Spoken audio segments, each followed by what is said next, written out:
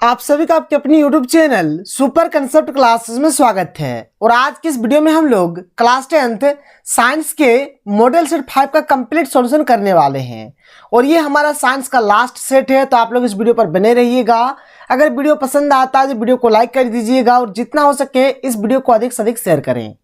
और अगर आप लोग हमारे चैनल पर नए हैं तो इस चैनल को सब्सक्राइब करने के साथ साथ बेल के आइकन को प्रेस कर दीजिए, क्योंकि आपका जितना भी मॉडल पेपर आया हुआ है चाहे किसी भी सब्जेक्ट का हो, आपको कंप्लीट सॉल्यूशन इसी चैनल में मिल जाएगा। तो देखिए यहाँ पर कुछ सामान्य निर्देश दिया गया है, और ये जो आपका सामान्य निर्देश है ना, ये आपका सेट 1 में भी था, सेट 2 में भी था, सेट 3 में भी था और सेट 4 में भी था। वही चीज दिया गया है। तो यहाँ पर हम लोग ज्यादा टाइम बर्बाद नहीं करते हैं, हम लोग सीधे क्वेश्चन में आते हैं और एक एक करके हर एक क्वेश्चन को बहुत ही सिंपल तरीके से और अच्छे तरीके से डिस्कस करते हैं। तो देखिए हमारे पास जो सबसे पहला क्वेश्चन है, क्वेश्चन नंबर 1 क्या है, देखिए कि प्रतिरोधकता का एसआई मात्रक लिखें। तो देखिए प्रतिरोधकता का जो एसआई मात्रक होता है क्या होता है, ओम मीटर होता है। इस प्रकार से ओम लिखना है और इस प्रकार से मीटर लिखना है, यानी कि ओम मीटर इसका एसआई मात्रक होता है। क्या यह चालक की लंबाई पर निर्भर करता है? तो देखिए चालक का जो प्रतिरोधकता होता है वह पदार्थ की आकृति और आकार से स्वतंत्र होता है, लेकिन पदार्थ की प्रकृति और तापमान पर निर्भर करता है। चालक की प्रतिरोधकता लंबाई पर निर्भर नहीं करता है। इस बात को आप याद रखिएगा। एक्चुअल में चालक का जो प्रतिरोधकता होता है ना, मतलब अलग अलग चीज के लिए अलग अलग होता है। जैसे कि लोहा का अलग होगा, ठीक है, मतलब अलग अलग चीज के लिए अलग अलग हो जाएगा सर, बस आपको इस बात को याद रखना है। यह तापमान पर निर्भर करेगा लेकिन लंबाई पर निर्भर नहीं करता है।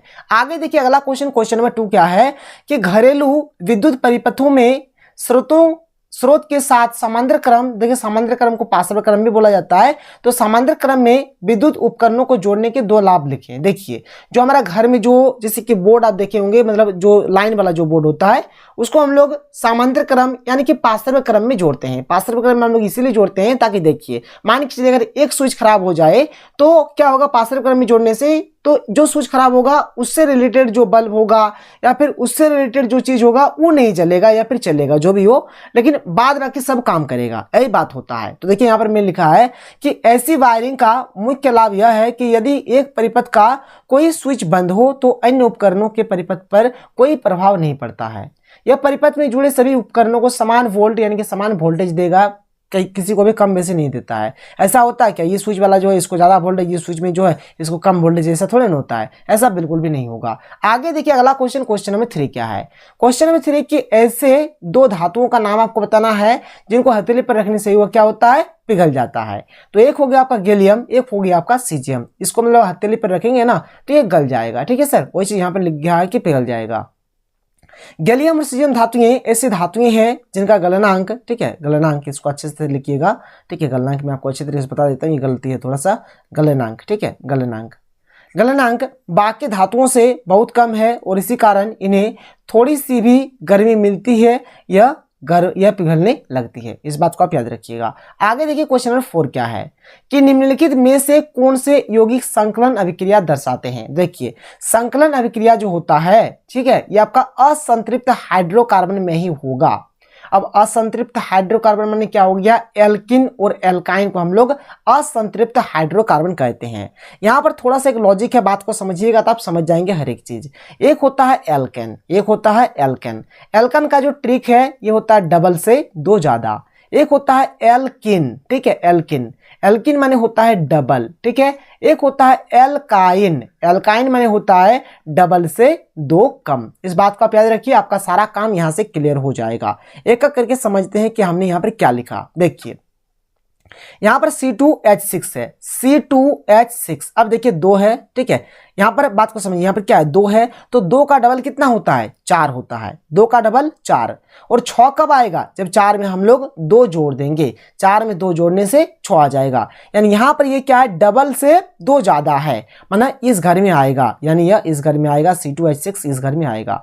C3H8 का बात कर लेते हैं तो C3H8 है तो 3 है ना, तो 3 का डबल कितना होता है, 3 का डबल होता है 6। 8 लाने के लिए हमें क्या करना पड़ेगा, यहाँ पर 2 जोड़ देना पड़ेगा, मतलब ये भी क्या है, डबल से 2 ज्यादा है, यानी यहाँ पर भी मतलब ये मतलब एल्केन वाला घर में भी ये भी आ जाएगा C3H8। फिर है C3H6, तो देख लीजिए C3 है, H6 है, तो 3 का डबल कितना होता है, 3 का डबल ही 6 होता है, और यहाँ पर भी 6 ही है, यहाँ पर भी 6 ही है, यानी डबल वाला है, यानी ये इस घर में आएगा, C3H6 इस घर में आएगा। अब क्या है, एल्काइन जो कि डबल से 2 कम होता है, और यहाँ पर दिया गया C2H2, ठीक है, C2H2 यानी 2 है तो 2 का डबल कितना होगा, 4 होगा, और यहाँ पर 2 है तो 2 कैसे आएगा, जब इसमें 2 घटा देंगे तब ना आएगा, 4 में 2 जाने से 2 आएगा, यानी डबल से 2 कम, तो डबल से 2 कम ये C2H2 वाला है तो ये इस घर में आ जाएगा C2H2। क्लियर हो गया। तो यहां पर देखिए बात क्या हुआ कि संकलन अभिक्रियाएं कौन कौन यहां पर दर्शाएंगे, तो ये होता है असंतृप्त हाइड्रोकार्बन में। तो असंतृप्त हाइड्रोकार्बन में आपका यहां पर कौन कौन आ गया, तो ये 2 ठो आ गया, ये 2 ठो आपका आ गया, मतलब एक C3H6 आया, एक C2H2 आ गया। तो यहां पर आंसर में हम लोग एक्चुअल में जो लिखेंगे किस प्रकार से लिखेंगे इसको समझ लीजिए। तो यहां पर जो हमारा हो जाएगा क्या क्या हो जाएगा, एक C3H6 हो जाएगा और एक C2H2 हो जाएगा। ये फर्स्ट का 2 ठो नहीं होगा, क्यों नहीं होगा मैंने आपको समझा दिया। आगे देख लीजिए क्वेश्चन नंबर 5। क्वेश्चन नंबर 5 है कि आनुवंशिकता से आप क्या समझते हैं। तो जीवों में पाए जाने वाले वे गुण जो जनक से उसके संतानों में पीढ़ी दर पीढ़ी स्थानांतरित होती है उसे आनुवंशिक गुण या आनुवंशिकता कहते हैं। मान देखिए जैसे कि माता पिता का जो गुण होगा वो उनके संतानों पे आएगा, अब उनका जो संतान है कभी उसका भी तो शादी होगा तो उसका जो गुण होगा वह उसके बेटे में आएगा, फिर वह उसका जो बेटा होगा उसका भी जो बेटा होगा, माने पीढ़ी दर पीढ़ी चलता रहेगा सर, कुछ इस प्रकार से होता है, यही होता है आनुवंशिकता या फिर आनुवंशिक गुण। आगे देखिए क्वेश्चन नंबर 6 क्या है। क्वेश्चन नंबर 6 है कि ओजोन परत की क्षति के लिए कौन रासायनिक पदार्थ उत्तरदायी है। तो देखिए मुख्य रूप से जो यहाँ पर उत्तरदायी है CFC यानी कि क्लोरोफ्लोरोकार्बन उत्तरदायी है, और इसके साथ साथ हाइड्रोजन ऑक्साइड, मीथेन समेत बहुत सारे ऐसे भी गैस में जिम्मेदार है। ठीक है सर। आगे देखिए क्वेश्चन नंबर 7 क्या है। तो क्वेश्चन नंबर 7 है कि उपार्जित लक्षण किसे कहते हैं। तो वैसे लक्षण जिसे कोई जीव अपने जीवन काल में अर्जित करता है उपार्जित लक्षण कहलाता है। जैसे जीव के चोट का निशान, मान के चलो कोई जीव है जैसे हम लोग ही है, तो हम लोगों को जैसे शरीर में या फिर कहीं पर चोट लग जाए तो निशान जो रह जाता है वह हुआ उपार्जित लक्षण। ठीक है, वो उपार्जित लक्षण हो गया। क्वेश्चन नंबर 8 देखिए क्या है। क्वेश्चन नंबर 8 यहाँ पर क्वेश्चन नंबर 8 में 3 चीज दिया गया है। देखिए क्या है कि एक धारावाही वृत्ताकार कुंडली पर चुंबकीय क्षेत्र किस तरह प्रभावित होता है जब, देखिए यहाँ पर ए नंबर में क्या है कि कुंडली में विद्युत धारा बढ़ाया जाए, अगर कुंडली में विद्युत धारा बढ़ाएंगे तो चुंबकीय क्षेत्र भी बढ़ जाएगा। फिर दूसरा नंबर में कि कुंडली में वर्तमान विद्युत धारा की दिशा उलट दिया जाए, यहाँ पर विद्युत धारा की दिशा को उलट रहे हैं, अगर विद्युत धारा की दिशा को उल्टेंगे तो यहाँ पर जो चुंबकीय क्षेत्र जो होगा वो भी उलट जाएगा। क्या है कि कुंडली में वर्तमान विद्युत धारा की दिशा उल्टा करने से चुंबकीय क्षेत्र की भी दिशा बदल जाती है। फिर क्या है कि कुंडली में फेरों की संख्या में वृद्धि किया जाए, अगर फेरों की संख्या में वृद्धि करेंगे तो कुंडली में फेरों की संख्या में वृद्धि करने से चुंबकीय क्षेत्र में भी वृद्धि होती है। तो ये सब चीज आपको याद रखना है। आगे देखिए क्वेश्चन नंबर 9 क्या है। क्वेश्चन नंबर 9 है वोल्टमीटर और एमीटर में कोई 3 अंतर। तो देखिए एक साइड में हमने वोल्टमीटर लिखा है, एक साइड में हमने एमीटर लिखा है। तो वोल्टमीटर क्या करता है, विभव मापता है, एमीटर क्या करता है, धारा मापता है। वोल्टमीटर को पार्श्व क्रम यानी कि समांतर क्रम में जोड़ते हैं और एमीटर को हम लोग श्रेणी क्रम में जोड़ते हैं। वोल्टमीटर का जो देखिए जो मापने का जो स्केल होता है उसमें वोल्ट में अंकित होता है, वो जो रहेगा वो वोल्ट में रहेगा, और एमीटर में जो रहेगा वो किस में रहेगा, तो एम्पेयर में रहेगा। बस सर देखिए सिंपल सिंपल छोटा छोटा 3 मैंने अंतर बता दिया। क्वेश्चन नंबर 10 देख लेते हैं क्या है कि थर्मिट अभिक्रिया क्या है, समीकरण सहित व्याख्या करें, इसका उपयोग कहां किया जाता है। तो देखिए थर्मिट अभिक्रिया क्या है कि जब निम्न अभिक्रियाशील धातु के ऑक्साइड को अधिक अभिक्रियाशील धातु के साथ अभिक्रिया कराई जाती है, माने क्या होगा, निम्न अभिक्रियाशील, ये हुआ आपका अभिक्रियाशीलता श्रेणी। ठीक है, ये जो आपका अभिक्रियाशीलता श्रेणी होता है इसमें जो निम्न अभिक्रियाशील धातु होते हैं उसके ऑक्साइड को लिया जाएगा और अधिक अभिक्रियाशील धातु के साथ अभिक्रिया कराया जाएगा। तो अधिक अभिक्रियाशील धातु निम्न अभिक्रियाशील धातु को उसके ऑक्साइड से हटा देती है। एक्चुअल में यहाँ पर आप लोग देखेंगे तो एक प्रकार का विस्थापन अभिक्रिया हो रहा है। ठीक है, तथा बहुत अधिक मात्रा में उष्मा उत्सर्जित करती है, उष्मा भी निकल रहा है। ठीक है, उष्मा भी निकल रहा है, यानी ये उसमें रासायनिक अभिक्रिया भी है जिसके कारण धातु गलित अवस्था में पाई जाती है। इस प्रक्रिया को क्या बोलते हैं, थर्मिट अभिक्रिया कहते हैं। जैसे फेरक ऑक्साइड का जब अभिक्रिया एल्यूमिनियम के बीच कराते हैं तो यहाँ पर देखिए यहाँ पर Fe इधर आ जाता है, Al2O3 का निर्माण मतलब बहुत मात्रा में उसमें निकलता है और इसका उपयोग रेल की पटरी को जोड़ने में किया जाता है। क्लियर हो गया। अगला क्वेश्चन देखिए क्वेश्चन नंबर 11 क्या है। भौतिक एवं रासायनिक गुणों के आधार पर एथेनॉल एवं एथेनोइक अम्ल में आप कैसे अंतर करेंगे। तो देखिए यहाँ पर पहले भौतिक गुणों के आधार पर देख लेते हैं। तो एक साइड में हमने एथेनॉल लिखा है, एक साइड में एथेनोइक अम्ल लिखा है। ठीक है, तो एथेनॉल का जो यहाँ पर गंध होता हुआ मीठी गंध होती है इसका। ठीक है, और एथेनोइक का क्या हो जाएगा, तीखी गंध हो जाएगा। थोड़ा मतलब ऊपर नीचे लिखा गया, आप लोग मैनेज कर लीजिएगा, इसको ऊपर में लिख दीजिएगा, इसको आप नीचे लिख दीजिएगा। ठीक है, तो इसकी जो गंध होती है कैसी होती है, तीखी होती है। इसका गलनांक 156 केल्विन होता है और इसका जो गलनांक होता है 290 केल्विन होता है। ठीक है, इस बात को आपको ध्यान रखना है। थोड़ा ऊपर नीचे आप लोग लिख दीजिएगा, इसको ऊपर कर दीजिएगा और इसको नीचे कर दीजिएगा, ठीक है, कोई प्रॉब्लम नहीं होगा। या फिर इन दोनों में से किसी को ऊपर नीचे कर दीजिए, मतलब दोनों में से एक साइड को आप ऊपर नीचे करिएगा। रासायनिक गुण देख लेते हैं, तो एथेनॉल है, एक साइड में एथेनॉइक अम्ल है। तो एथेनॉल का लिटमस पत्र पर कोई प्रभाव नहीं पड़ता है, और ये अम्ल है, तो अम्ल क्या करता है, अम्ल क्या करता है आपको पता होगा कि नीले लिटमस पत्र को लाल कर देगा। तो एथेनॉइक अम्ल नीले लिटमस पत्र को क्या कर देगा, लाल कर देता है। एथेनॉइक जो है यहाँ पर एथेनॉल जो है वो सोडियम से अभिक्रिया कर H2 गैस देता है, H2 यानी हाइड्रोजन गैस देता है। और जो एथेनॉइक अम्ल है यह यहाँ पर इस सोडियम से अभिक्रिया नहीं करता है, ठीक है, कोई प्रॉब्लम नहीं है। क्वेश्चन नंबर 12 देख लीजिए। क्वेश्चन नंबर 12 की हुई कौन से तरीके हैं जिनके द्वारा एक विशेष लक्षण वाले व्यष्टि जीवों की संख्या समष्टि में बढ़ जाती है। तो क्या है देखिए, विशिष्ट लक्षण वाले व्यष्टि जीवों की संख्या निम्न तरीकों से समष्टि में बढ़ सकती है। कैसे, तो समष्टि की वृद्धि लैंगिक प्रजनन पर आधारित है, ये लैंगिक प्रजनन पर ही आधारित है। विभिन्नताएं ही स्पीसीज को सुरक्षित रखती है। छोटे जीव बड़े जीवों से सुरक्षित रखने के लिए रंग विभेद कर सकते हैं। छोटे समष्टि अधिक शिकार बनती है, अतः आकार परिवर्तन के कारण भी एक व्यष्टि बच सकती है। आगे देखिए क्वेश्चन नंबर 13 क्या है कि यदि हमारे द्वारा उत्पादित सारा कचरा जैव निम्नीकरणीय हो तो क्या इनका हमारे पर्यावरण पर कोई प्रभाव नहीं होगा, समझाएं। अगर जैव नवीनीकरणीय होता है तो क्या पर्यावरण पर कोई इफेक्ट पड़ेगा, ये चीज आपको बताना है। यदि हमारे द्वारा उत्पादित सारा कचरा जैव नवीनीकरणीय हो तो इनका हमारे पर्यावरण पर प्रभाव पड़ेगा। जैव नवीनीकरणीय कचरा अपघटित हो जाता है लेकिन बहुत समय तक पड़े रहने के कारण बदबू और बीमारियां भी पैदा करता है। जो कचरा जल्दी अपघटित हो जाए उससे पर्यावरण को कोई नुकसान नहीं होता, जैसे सब्जियों का कचरा जिसे खाद के रूप में इस्तेमाल किया जा सकता है, इससे मिट्टी की उर्वरता भी बढ़ेगी, ठीक है। क्वेश्चन नंबर 14 देखिए। क्वेश्चन नंबर 14 क्या है कि विकास में संबंध स्थापित करने में जीवाश्म का क्या महत्व है। तो देखिए, विकास से संबंध स्थापित करने में जीवाश्म अति महत्वपूर्ण भूमिका निभाते हैं। युगों पहले जो जीव ऐसे वातावरण में चले गए थे जहां उनका पूरा अपघटन नहीं हुआ था, तो उनके शरीर की छाप चट्टानों पर सुरक्षित रह गई, वे परिरक्षित जीवाश्म ही जीवाश्म कहलाते हैं। जब जीवाश्मों की खुदाई से प्राप्ति की जाती है तो उनकी प्राप्ति की गहराई से पता लग जाता है कि वह लगभग कितना पुराना है, ठीक है सर। जैसे कि जितना मतलब अंदर है वो उतना पुराना होगा, उसके अकॉर्डिंग पता किया जाता है। इससे हमें अभी के जीव जंतु और पुराने जीव जंतु में समानता और भिन्नता का पता चलता है। क्लियर हो गया।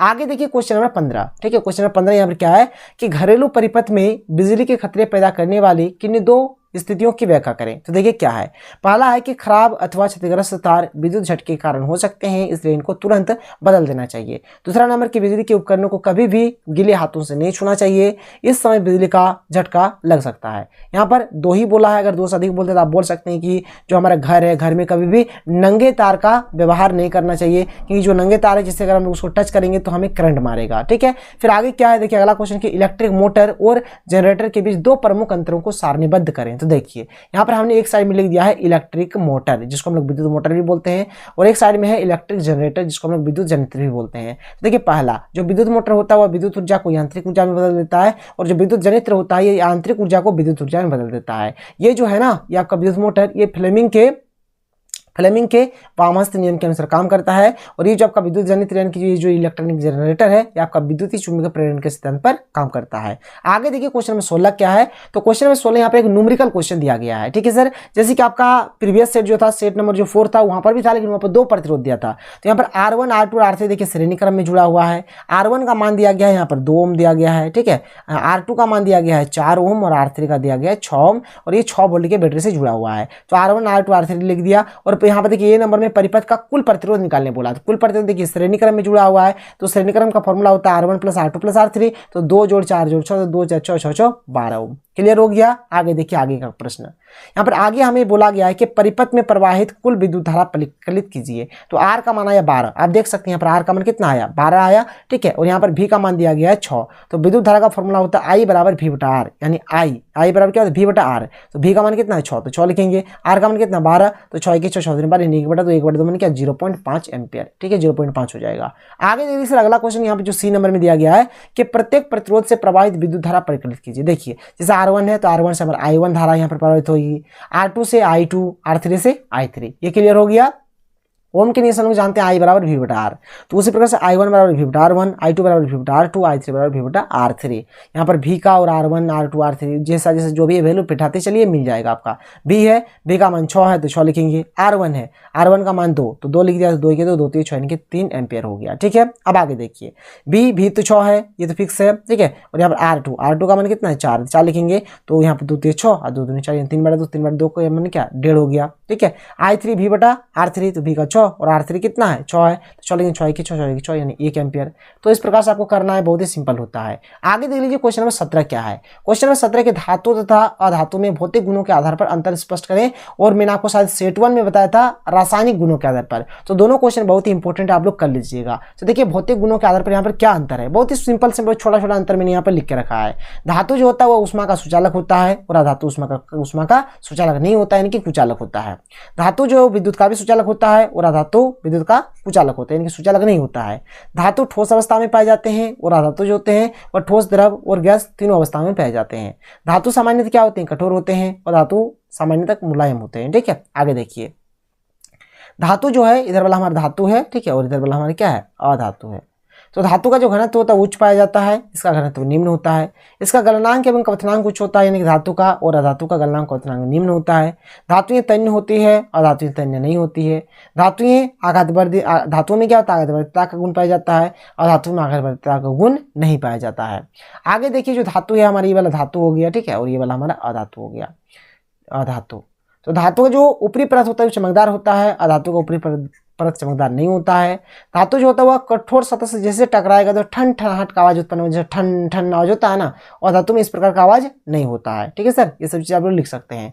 आगे देखिए अगला क्वेश्चन, क्वेश्चन नंबर 18 क्या है कि समजात एवं समरूप अंगों का उदाहरण देकर समझाइए। तो देखिए समजात अंग, विभिन्न जीवों में वे अंग जो आकृति तथा उत्पत्ति में समानता रखते हैं समजात अंग कहलाते हैं। मतलब आकृति में भी उत्पत्ति के आधार पर, दोनों आधार पर माने क्या होंगे, समानता रखेंगे, माने एक ही जैसे होंगे।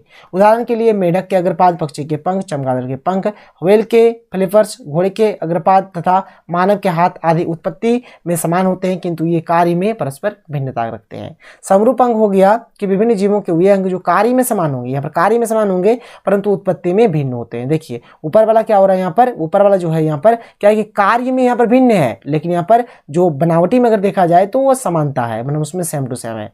ऐसे अंग को समरूप अंग कहते हैं। उदाहरण तितली के पंख, पक्षी के पंख आदि कार्य में समान है परंतु उत्पत्ति में ये भिन्न है। क्लियर हो गया।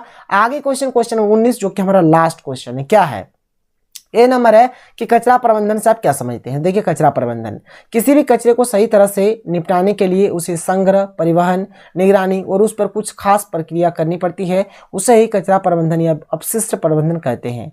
यह कचरा मानव और प्रकृति के दैनिक कामकाज से उत्पन्न होता है। अगर इस कचरे को सही तरह से प्रबंधन न किया जाए तो पूरी दुनिया के लिए खतरा है। ठीक है, यहाँ पर जो बी नंबर है, बी नंबर वाला क्या है देख लीजिए। बी नंबर वाला है यहाँ पर कि आप कचरा निपटान की समस्या कम करने में क्या योगदान दे सकते हैं, किन 3 तरीकों का वर्णन करें। तो देखिए यहाँ पर क्या पहला तरीका कि अजैव निम्नकरणीय पदार्थों का कम से कम उपयोग करना, अजैव निम्नकरणीय पदार्थ जैसे प्लास्टिक का पुनःचक्रण करना, अजैव निम्नकरणीय और जैव निम्नकरणीय पदार्थों को अलग अलग कूड़ेदान में डालना। तो ये हो गया यहाँ पर हमारा साइंस मॉडल सेट 5 का कंप्लीट सॉल्यूशन।